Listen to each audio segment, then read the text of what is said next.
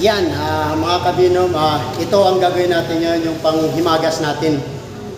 Tawag dito, symbol or double barrel na bola, no? Ang gagawin natin dito, siguro 9 minutes din, 3 minutes per round. Bali gagawin natin na 3 round, no? Ito ang makukuha natin dito, ang benefit sa speedball, tawag dito, bilis sa mata, hindi na bilis din sa kamay. Okay? Ito, gagalaw, iilag. Kailangan masundan mo ito ng suntok. Tsaka masundan mo rin ng tingin. Pag hindi, tatamaan ka. Yan, ito.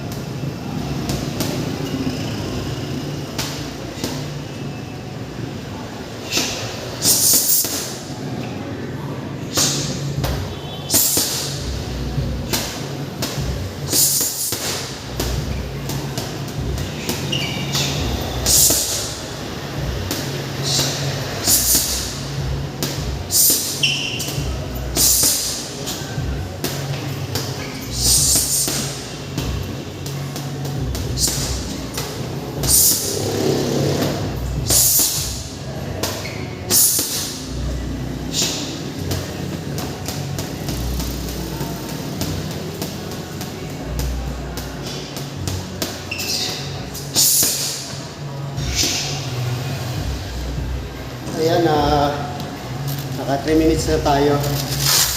Medyo mahirap siya pero sa una lang.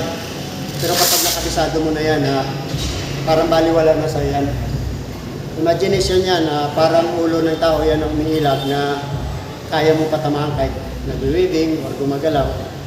Yan ang makukuha natin dito sa speedball. Sa speedball, symbol pala, sorry.